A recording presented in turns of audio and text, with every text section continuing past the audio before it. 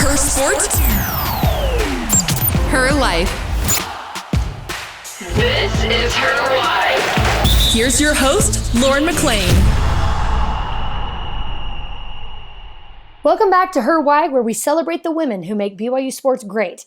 I'm your host, Lauren McLean, and for the month of July, we're going to be doing something a little different. Our last episode, featuring BYU women's soccer midfielder Hallie Dixon, wrapped up Season 4 of Her Why. Season 5 will officially begin on August 5th with an exciting episode featuring BYU women's soccer goalkeeper Peyton Collins. Until then, we want to continue celebrating and supporting the conversation around women's sports. So we've teamed up with podcasts that share a similar mission to bring you stories of inspiring female athletes from around the world. First up is the Hear Her Sports podcast, hosted by Elizabeth Emery. Elizabeth is a former professional cyclist who has competed all over the world and has been involved in sports since before the passage of Title IX. After seeing the lack of coverage and recognition given to women's sports, including the statistic that while women make up 44% of athletes, they receive only 4% of sports media coverage, Elizabeth knew she wanted to create change. That's how Hear Her Sports was born. Through her podcast, Elizabeth highlights the voices and experiences of female athletes while working to increase equality in sports for future generations. In this episode of Hear Her Sports, Elizabeth sits down with two-time Olympian long-distance runner Molly Huddle to discuss elite performance, motherhood, and how women can do both. We're so excited for you to listen, and be sure to check out Hear Her Sports for more conversations celebrating the athletes and stories shaping women's sports. Listen wherever you get your podcasts.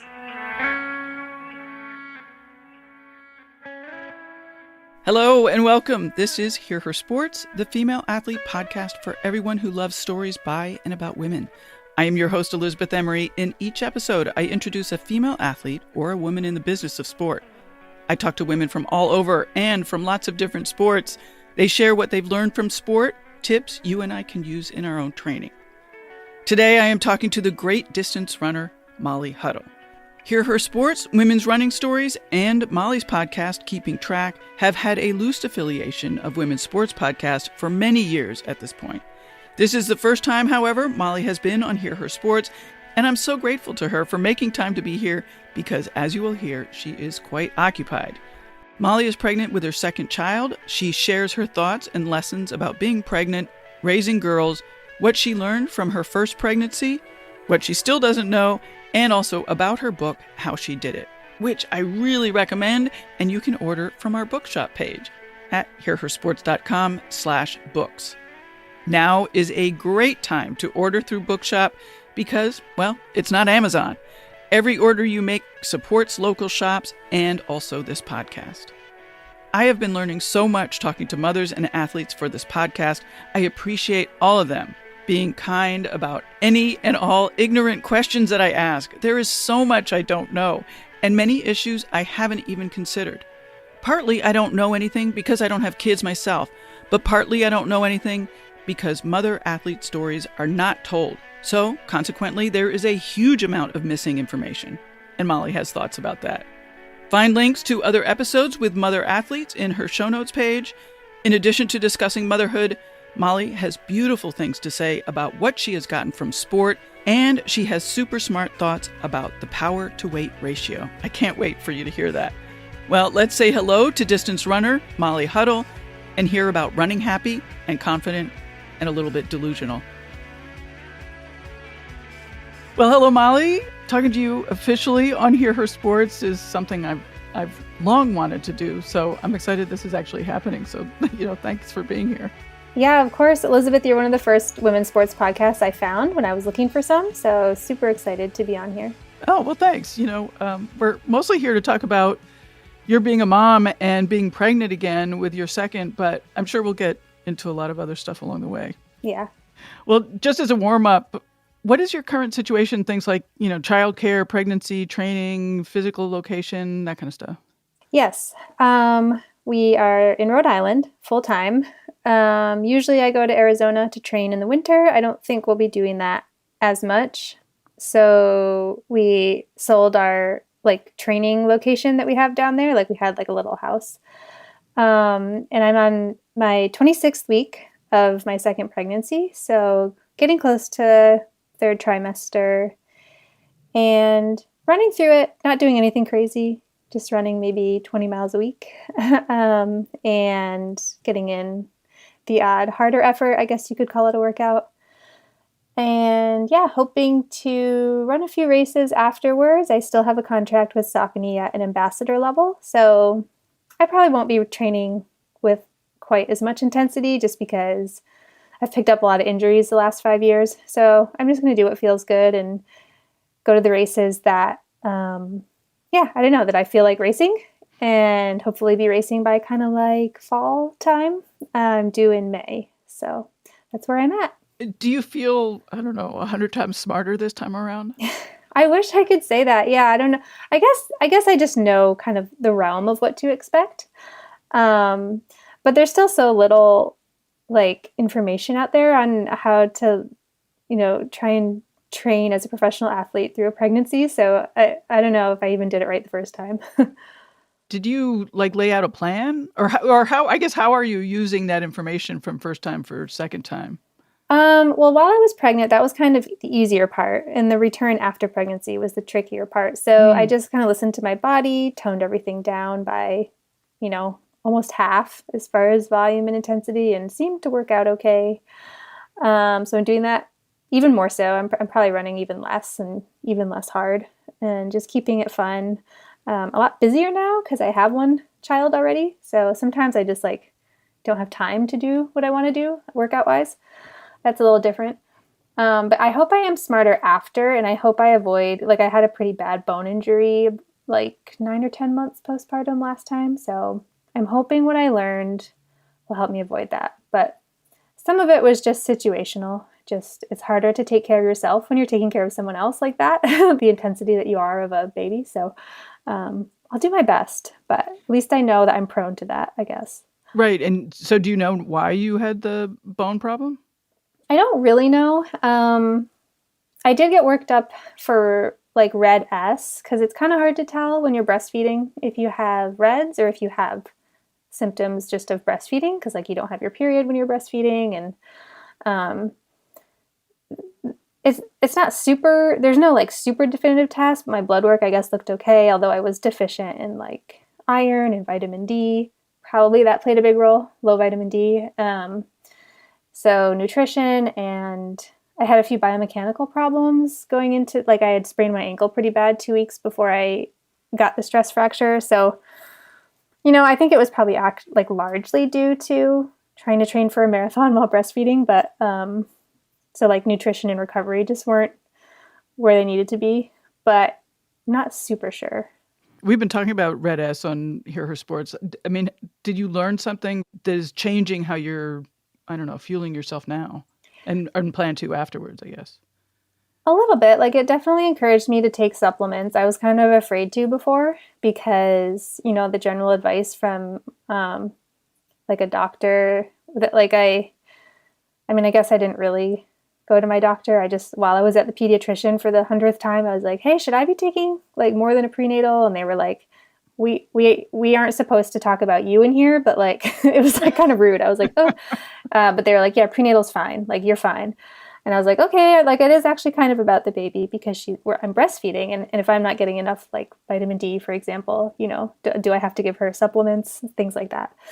So I know now not to be, that the postnatal is not enough for a lot of vitamins and minerals, especially if you're trying to train and you're breastfeeding. So I would definitely take, some iron, vitamin D, and just increased nutrition in general, have a better setup for, I don't even know, eating on the go or just feeding yourself when you're busy. When I was training, and obviously I was not pregnant or postpartum, but the iron thing always was confusing to me because, I would get my blood work back, it would be low iron and no one knew what to do about it.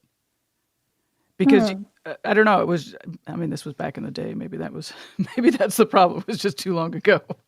It does seem to happen pretty easily, and it can happen pretty quickly. So I was never someone who had super low ferritin naturally, but it does, if I'm, right now when I'm pregnant, my blood work a couple of days ago, I had low ferritin, and I was like, I'm taking the prenatal, like I'm eating pretty healthy. So it's just a sign that your body's doing a lot, I guess. I always just take every other day for a few weeks a liquid iron supplement, and that seems to always work. But then as soon as I go off it, it goes down again. So I should just learn. Yeah. Maybe I just wasn't on top of it on the liquid iron. One of the things that you mentioned in our pre-recording online conversation was that you think a lot about motherhood and ambition. Like, talk more about that, because that's kind of interesting. Yeah, I don't know. Maybe it's just like the echo chamber I'm part of on Instagram. I follow a lot of like people who support mom policy in our country at the high level. And I just think being a professional athlete, you're used to being pretty ambitious in one way.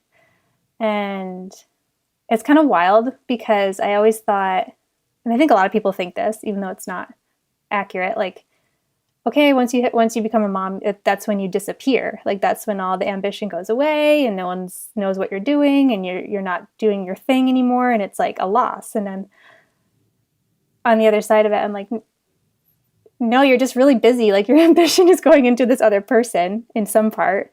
So like the stream is divided, but you still want to do the other stuff. You're just doing this other super important thing that is like, for some reason, like thought of as important, but not valued by other people. It's such a weird place to be. Everyone's like, yes, mothers are so important. They do so much. Parents are so important. Like the future, the kids are the future. But then it's like, we're not going to help you at all work and raise your kids. So it's just like so weird and confusing. And I'm just like, do I feel this way? Because like, I can't just like buy into the whole, ambition and succeeding in X, Y, and Z form is what makes you valuable. And now I'm doing A, B, and C, and that's not valuable, even though it's important. Like, it's just such a weird shift of your energy and focus. And the way people respond to it is so weird. And you're just, I don't know, I'm not going to do it any differently. Like, I'm just like, this is my priority now, but it's just such a weird thing to notice. And it's like frustrating too. So I don't know. I like to think about it and talk about it with other people who have kind of a similar situation, like women who are maybe coming from like the medical background or lawyers or professional athletes, and like, what was that like? And I don't know, it's kind of sad too that so many of the women in professions like that, where you're an ambitious person, but you have to give so much of yourself to it, or like they felt forced to like kind of minimize the motherhood part. And I definitely think we're at a point now where, people are realizing they don't want to do that, and that's kind of okay. So that's good. I'm glad I'm having my kids during a time when at least that's sort of shifting a little bit, but it's still not any easier. No, I mean, there's a lot written about how, like one side gets short shifted or the other. I mean, do you think that both can be possible? No, and not at the same time, but I think one should be looked at as kind of like the huge important project you're working on right now. If that's like getting your child from 0 to 3 successfully, like that should be, I don't even know what the answer is. If it's like pay people, like if that's how we're going to say we value someone, then like give out a stipend for that or something. But yeah, I think it should just be like, yeah, and then you don't really thrive in your career during this point because you're doing this other super big thing, and that's great. And that's, I don't know, I just wish that was more supported. And then it's like, and then when they shift to school age, you can kind of go back to that other stuff. And it just seems like you're instead doing double time for a while. So I don't know. And how do you square that with your ambition for your running? And then you also mentioned, of course, lawyers and medical people and all that stuff. Like where does that fit in terms of the ambition and having to put that on pause, as you said, for that time period or not? I mean, I think it can be frustrating to like be used to the freedom to do those things, like to chase whatever your like brain and heart are like wanting to do. And I mean, professional sports is sort of similar, even though at least as a runner, you can get a lot of bang for your buck working for like really hard for like 3 hours a day. So it's not quite the same as doctor and lawyer, but just like that focus, like not being able to do that level of focus on something is like that's a hard shift. But then it's because you are really focused on like all these other tasks and thoughts and planning that you have about like this new person in your life that you're responsible for. So it's like, it is still there. Like the ambition is still there. It's just funneled into something else, but you're still frustrated that you might, there's times during the day with when JoJo was really little, for example, where I'd be like, oh, I'd love to go do this. And like, I used to be able to just think that and like go write it. Like, I'd love to write about this, or I'd love to go plan this training camp, or I have an idea for like, or I need to go get my lift in, and like I would just go do it if it were the old way. And now you're like, okay, how do I even get any of this done? It's like not actually possible. That's the part that gets so frustrating, because you're just like, okay, I'm an ambitious person and I can barely like get dressed or feed myself today. One of the things that you mentioned earlier was the lack of representation or lack of examples of different ways that it can be done. To me, that's one of the huge problems. And I had Beth Rodden on, and her great memoir talked about that. Like she didn't realize that there were people who were going to have incredible trouble after giving birth. And so she thought that, the message that, oh, all these athletes, they give birth and they're competing the next week and winning marathons or whatever it is. And that was not the way that it worked out for her. And she had not known that that was even going to be possible. Mm-hmm. Mm-hmm. Yeah. Roisin McGettigan, who is on the Keeping Track podcast, that she's the co-host with us and one of my good friends. She made an interesting point with, after she had her daughter back in 2011, she was a professional runner and was kind of noticing all these things too. And she and one of her friends who was in the social sciences did a study, and she said, like the stat is, it's like this many women don't come back. It was like nearly half, or it was a large number. I need to go back and look at it. It was somewhere between 25 and 50%. And she was like, and that's kind of the reality of it. It's for a lot of reasons, but not everyone is like even physical reasons, Right. So yeah, I thought that was really good to have someone who at least knew that in my friend group. Right. Is there an embarrassment of not being able to come back? I mean, is that why there's not as much discussion about the troubles? I think maybe. I mean, there shouldn't be, but like maybe. Sure. And I think it's also just, it's not the story we want to tell. Like the inspiring stories are the like shiny ones that go really far. And I mean, it's like the way you don't hear about a lot of athletes that don't make it to the very top. Because it's like, well, who wants to talk about the person that made it like, to the conference championship and that was it, or something like that. So I think it's a little bit of both. Right. I just read your book, How She Did It, and it's really amazing. And one of the things that struck me was that there are so many lessons. I mean, it's a great book for young girls. It's a great book for everybody. But there are lessons about sport in there. But one of the things I think about with Hear Her Sports is that it's not just lessons with sport that I'm talking about, or you're talking about, I don't think, it's lessons for the rest of your life. Mm-hmm. So how do you relate the lessons that you've learned in sport to sort of the bigger picture? I think if you're competing at a really high level, or not even a high level, like if you're pushing yourself in a sport, you learn a lot about yourself and kind of how you work and what your strengths are and what your weaknesses are. And so I think you take that with you. Like it's such a great way to learn about how you respond to stress and how you respond to a challenge, and then you work on it in the sport. You're like, okay, like I'm having a problem where I don't fight through to the end of the race or whatever the challenge is. And then you work on it because that's the point of the sport. It's like the safe space to work on it. But then you have that tool to use when you're done. And it might not be like a physical thing that you're using it on, but mentally, like, or just situationally, or just even if it's a team sport or a sport that you need to, communicate with someone or have it, work well in a team environment, you take all those skills with you. So I definitely think it's just learning how to be a high functioning person is a big part of it. And then taking that into the world. And it's such a safe space and such a space full of like a variety of challenges to like hone all those things that I feel like you don't get if you don't do sports. So even at a low level, like a high school level, I think that people can take that away. And I'm sure that contributes to that stat we've all heard about how like 99% of women in C-suite positions played sports at some point growing up. So I just think most of it is that. And then there are some unique lessons in sports too that I think, there's a level of confidence you get from sports that I think really helps in the outside world. Who's your book for, do you think? I mean, is it for the high level or the potentially high level athlete, or is it for anybody? Well, when Sarah and I were writing the book, the girl we had in mind was a high school aged, like national class runner, because we felt like that's where a lot of the sort of danger areas were for the sport. That's where you could fall into eating disorders or just, the stakes are high. So there's a lot of potential for just like not enjoying the sport and having it become a stressful thing that you don't want to do anymore, or poor coaching for, a female life cycle was like a common thing that made girls want to quit who had a lot of potential. We were thinking, we called it the girl that was at the Foot Locker Championship, which is the high school national cross country championship.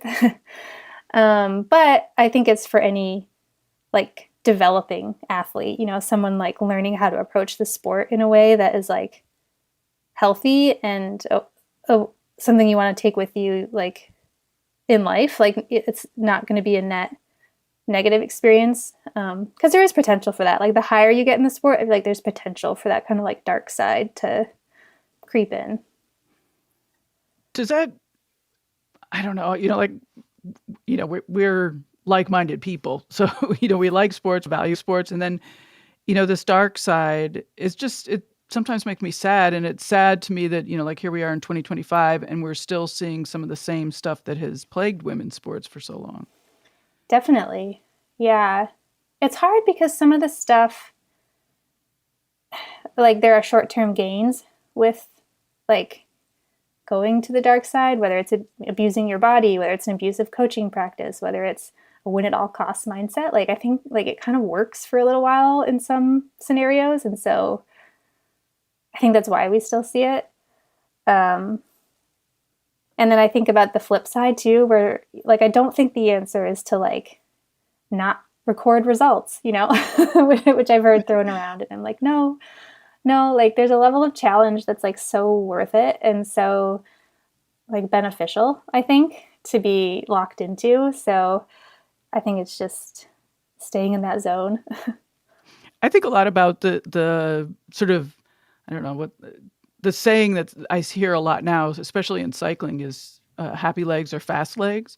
And that definitely was not the case. That was not the saying when I was racing. It was more like torture them until they perform. And I definitely think that the happy legs or fast legs is a great motto. But I wonder about the results of tortured athletes. Internally tortured athletes. That there is as you said, there's something that is successful about that, at least short term. Yeah. And I feel like that was a story. Like I think back to the, sports memoirs I read when I was in high school back in the early 2000s. And I felt like that was the trend. Like that was the story. Like the Lance Armstrong story was always told in the light of like, he tortured himself and he weighed his food and he was so extreme. And that's kind of just what caught people's attention, it felt like. Right. So it's definitely been a shift. Yeah, it's good. I am curious how it actually plays out in reality. Mm-hmm. You have a girl, correct? And you're having another girl. So how do you think, given that you've written this book, how she did it, and all of your interest in supporting young girls, but also mothers, like how are you raising your kids, or how are you thinking about raising your kids? That's something, like, especially in the context of sport, that my husband and I talk about a lot. We're just like, we don't even know if our children what they'll do when they grow up, but we do know we want them to feel supported and not like we are, overly excited about a very narrow, level of achievement or a very narrow topic that they, if they only like track or if they only are going to the state meet level of competition or something like that. So we kind of know some things we don't want to do, but it's hard when you're this close to it. I'm sure a lot of parents fall into that trap of like, I want my child to be resilient and, strong and enjoy like a variety of things and be well-rounded. But then you just, I don't know, you're so close to it that maybe it's hard to adjust when things start to get unbalanced. So Yeah, I don't know. We're anxious parents, I'd say. Are you noticing anything about raising a girl? She's very JoJo falls into this stereotype. She's almost 3, and she doesn't really need she would never do anything super rambunctious or violent, or she's kind of I guess you would say a typical little girl. And when you see her play with boys, they're throwing things and jumping off things, and they'll run away, and you have to kind of corral them. So that's definitely going on. She's definitely timid. So I think it would be great to teach her or encourage her, I guess, to, I don't know if it's a confidence thing or she's just nervous around groups of kids, but I think that would be something I would want her to be more resilient about. But that could just be a phase too. At this point, I don't know what's personality and what's childhood development phases, because she's so little. So I'm trying not to label her, but there are a lot of things I definitely want her to have in her toolkit growing up. Things like, just as a girl, just feeling like she can take up space, feeling like she can put up boundaries, feeling like she doesn't have to people please, but those are things unique to our generation. Maybe she'll have her own stuff that I don't even understand. Right. Do you have ideas, or did you have good examples in terms of confidence when you were growing up? Are you confident, would you say? I don't know. I would say there were definitely moments, I didn't come off as confident, but then I feel like I gave myself a lot of good chances. So I think that's confident, to put yourself in really good positions, surround yourself with good people and feel like you deserve that. So yeah, I don't know. I had a lot of people early in my sports career say you don't sound confident, don't say this, don't say that. But then I felt like I was doing the right things to support myself and have myself go far. So yeah, I don't know. I would like to go back to being a mom, and I was wondering if you have internal conflicts about being a mom and an athlete, and sort of what those two things mean now for you. I don't know if I have internal conflicts insofar as I'm concerned about what my daughter sees me do every day. But it definitely is just a conflict sometimes of your body feels like it's going in two different directions. Being a mom, being pregnant, having a baby and having a toddler, it's a time where you don't get much rest and recovery, and it's just hard to pay attention to things like nutrition and any kind of detail. And then being an athlete, it's those are the two important things for training to progress. So there were times where I just was okay, I just am a mom right now and I'm going to try and run, but I know that my body is kind of not on the same page. But that's, I mean, I say it's temporary. 3 years is kind of a long time. And I'd say that's the tension. I feel that. And then just, of course, the tension that any working parent feels, where they're I want to do two things at the same time. I want to be around her and do, what she needs during the day, but I also need a couple hours to go do what I have to do to earn money. Yeah. On Instagram, you talked about your 2025 goals. Can you talk about that a little bit more, and how to feel comfortable with goals that are shifting so much? Yeah, I think running goals will be just pretty flexible. I'll probably only be running a few months in 2025 competitively. So if I get in a half marathon or one competitive road race by the end, I'll be happy. And then I just have a couple other goals too. I'm kind of shifting careers. I want to get more, not shifting careers, but shifting careers. I want to get more involved in other parts of the running industry and running community. I want to give more time to that. I want to do things be on more of the decision-making side of our federation. And, that's volunteer positions where you're volunteering for chairs and seats. And I didn't do a lot of that before. So that's something I do want to make time for. And I definitely want to do more creative projects. I'd love to write another book, and I'm starting to do some coaching. So just getting involved in like other sides of the sport that I had always wanted to dabble in, but just like was kind of waiting for the right time. During this whole interview, I mean, I'm asking the questions and you're sounding very calm and, said, I'm going to be flexible. But to me, there is this internal tension. And maybe it's just me thinking like, and I just listened to you on another podcast. I think it was your own podcast. Anyway, I listened to you talk about sort of the external forces that, have expectations for women and athletes. And I'm just curious, are you being super calm because you're talking to me, or do you really feel that calm? And is it my sort of putting tension on it that's happening? I definitely worry about stepping outside the predictability of the running world, I guess. I don't know if that's what you mean, because I know what you got to do to get what you want there to an extent. It's okay, you get fit, you go to the races, and then if you do well, that takes care of it for you as far as finances. And it's okay, that's not really where the majority of my energy and time is going to go in the next year and the year after that, probably too. So I'm kind of taking a risk, I guess, by trying these other things, because they might not be received well, or they might not succeed, or they might not pay off, or it might not, be valued. You do definitely notice, as you get into semi-retirement and retirement as an athlete, just how steeply your value drops. People are just not even answering you anymore. Right. So there's some tension there. Yeah. That's kind of panic inducing, because you're I really have to find something else to do, because it's just not, the support just isn't there very long. There's just too many good athletes in the world. It's just too,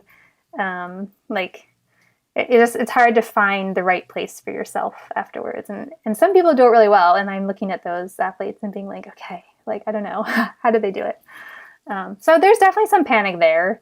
But yeah, from the running standpoint, I'm kind of I don't know that much is expected of me. So it's all just kind of fun and just that side of it. I don't think there's as much tension. It's I'm just going to do what I'm able to do and, enjoy being at the races and try and be someone who is making the atmosphere a net positive place to be when I'm there. I'm wondering too if, for me outside, it's oh, Molly was running and then she's pregnant again. Whereas for you, it's this sort of day-to-day progression. And so it's not such a stark change, mm-hmm. You're making these decisions each day that lead from one thing to another. So it's quite different from what, I'm going to be seeing. Mm-hmm. Yeah, definitely. Yeah. I think it's interesting that you're also, clearly you've thought about it, not just for tomorrow where, when you give birth in May, but also, quite a bit out that you're thinking about writing a book and getting involved with these other things. Mm-hmm. Yeah. Yeah. And I've been thinking about it for maybe a year or two as well prior to this. So yeah, exactly. Yeah. Taking my time. I'm not really just diving into 10 new things. I'm kind of trying to see where things fit. But yeah. And also, definitely some panic around having 2 kids, because I just know how strapped I was for time with one. So I'm ooh, I don't know. Will I be able to do anything else? We'll see. Right. What's your vision for the future? I mean, not just your future. I mean, sort of in the bigger picture. Changes you would like to see to make, being a mother and an athlete easier, I guess. Yeah, I would definitely love to see, pretty much everything and Mother, Alicia and Mother are doing. I would love to see all that just become standard and less of a fight, they're really just putting out a lot of effort to make things happen, the visibility of needing, places for breastfeeding at major races and events and championships and childcare at these things, and better maternity policies that are standard.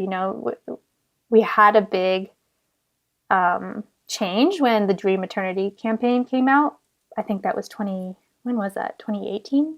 It was a number of years ago, but now we're seeing contracts you still have to fight for it. I've still talked to women in the running industry who are yeah, they wouldn't put it in my contract. And that's just what? Wow. We had this big expose and they're just banking on you not saying anything about it mm-hmm. to the media or something. So I would love to see that become less of a fight, something you have to be less bold about and just have it be a piece of the support. Definitely would like to see a playbook of some kind for the return to run that's more based in kind of evidence-based and data and support. helping women get things like blood tests, healthy meals maybe delivered to them for a short amount of time. I don't know. I'm just thinking of the things I struggled with, but like some kind of setup. I would like to see that more standardized. I don't know if it would come from like a federation, like because we don't have a league in distance running or in track and field in general for USATF. So like, I guess it would come from the federation or maybe from USOPC. I'm not sure. Oh, I'd like to see it sort of more widespread, like women's sport. I don't know who would do it, but yeah, I feel like it ends up breaking down probably to the being distributed by more your own. I don't know. Yeah, I don't know how it would work, but I would like it all to just be like, yeah, that's a given. That's a standard. Like less of the Wild West where you're just like hoping you don't get all of your financial support taken away, hoping you know what you're doing afterwards, hoping you don't get injured for like 5 months afterwards. So I'd say those are the first things on the list. Right. Is there sort of a clearinghouse of information? I mean, you talk a lot about being on social media, finding out this stuff and following people, but, there's an athlete who wants to get pregnant or is thinking about getting pregnant. Are they sort of on their own? They sort of are. Like, I think people are starting to pull things together. I think Ann Mother is working on sort of a playbook.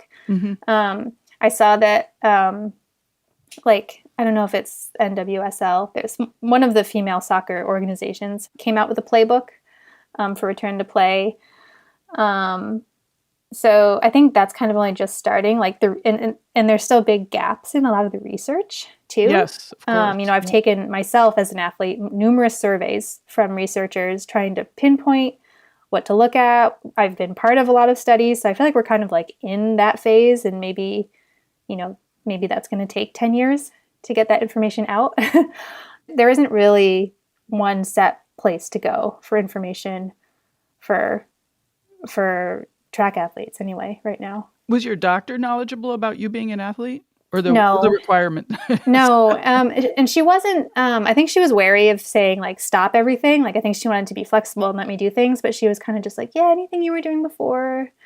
But that doesn't really help either because you can't, I mean, I knew I didn't want to do, like a marathon buildup while I was pregnant. So I was kind of just like, okay, well, like, I don't know. I don't know where that left me. I just kind of decided on my own training and felt it out and just decided to do less because you're getting less fit anyway. But there are some resources. Like now I'm looking into some resources as a coach. Like I just do some online coaching. I just started this year, and there are some classes popping up for like coaching pregnant and postpartum women. So I would like to just see like what research they're using and kind of like, would that be applicable at the professional level, or is it all very base level information? Like things like, the 140 heartbeats per minute limit is a myth. Like they used to say you couldn't go over that, and we know now that you can. Like, or is it more complex info than that? I don't know, but I'm starting to see those types of things pop up more. So I think it's trending. But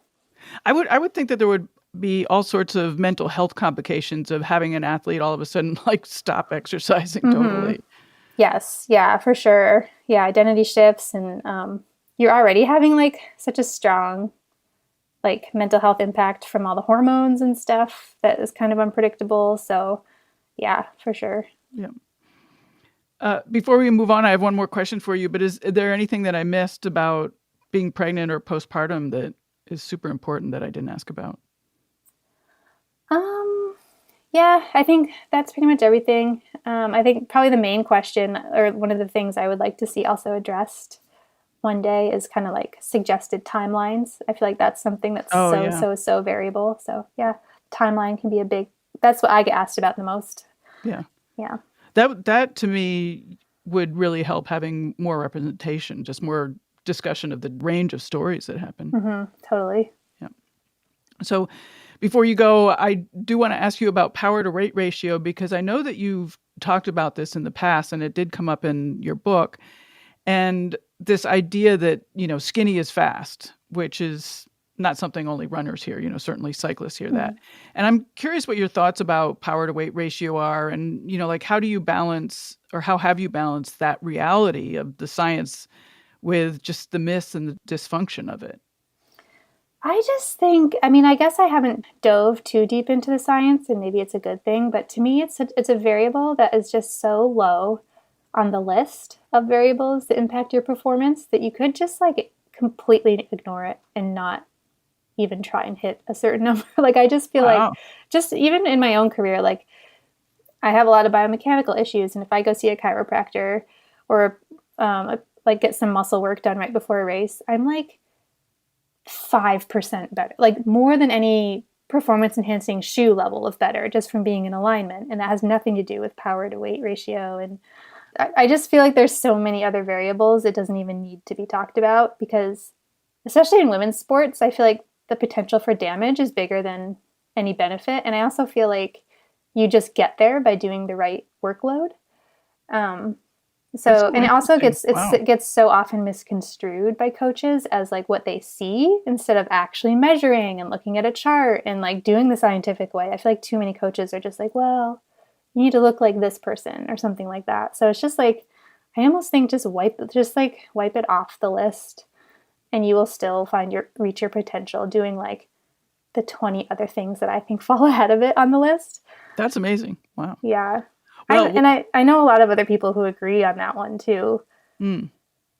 It's interesting. You mentioned one of my sort of little pet peeves that I would like to see change is sort of this vision of what a female athlete needs to look like. And if you're outside of that range, forget it. You're not athletic. Totally. Yeah.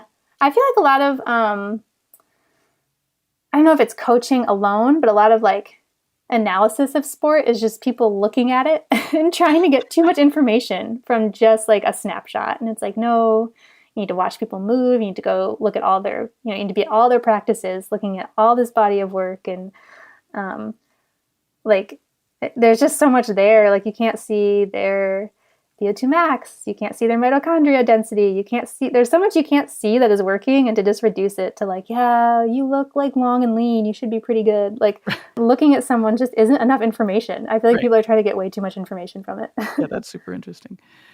Well, I've been asking guests about tips they have. Do you have any tips? And you can go any way you want with that.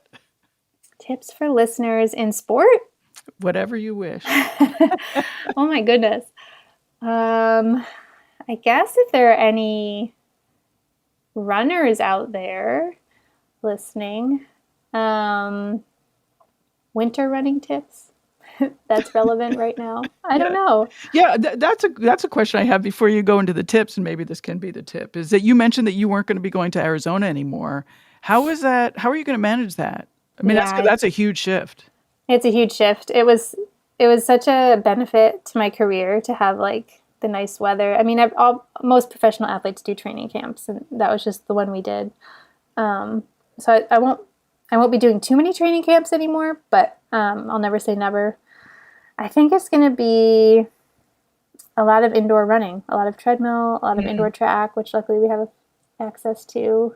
And I don't know, for me in winter, I'm always just like, just stay safe. Like, don't fall, don't pull something on the ice, don't like try and do a hard workout and pull your hamstring because it's like 20 degrees. Right. People call me soft, but I think if you just stay inside or go somewhere warm, it's way better than trying to fight through it. But not everyone has the option, I know. Yeah. How did you find success? I think I surrounded myself with people better than me and who were doing things the way that I want to say the right way, but also I mean like the way that I fit into the best. So I think I chose a really good training group and a coach, and that was mostly, a lot of that was luck, and a lot of that was listening to people that cared about me, telling me what I should do and where I should go. And I just put myself in a good environment. I think that's why. Would you change anything? I wouldn't change, where I went and who I trained with and who my coach was and who my team was. I would probably just change maybe the way I thought about the sport, like maybe thinking, like working kind of more on like, not being so pragmatic, because I feel like it didn't always serve me to be like hyper realistic to the point of like being pessimistic sometimes. What does the opposite look like? What would you have liked it to look like? I think just not feeling stupid. Like trying to tell myself stories about what I could do or what I want to do that served me better, instead of always trying to feel like I had to be so harsh. Like the harsh truth is what, I need to tell myself all the time. And it's like, actually, I think maybe, to be a really, really good athlete, you kind of have to be like delusional in a way that serves you, kind of. So I would maybe try that. Yeah, sounds good. Well, thank you. Thanks, Molly. It was great talking to you. Yeah, it was great talking to you.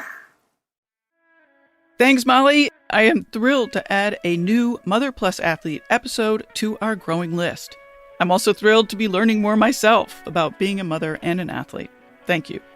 Thank you for joining me and Molly Huddle. Check out the other episodes with athlete mothers in Molly's show notes page. And while you are there, sign up for our newsletter. I'll see you in 2 weeks. Bye-bye.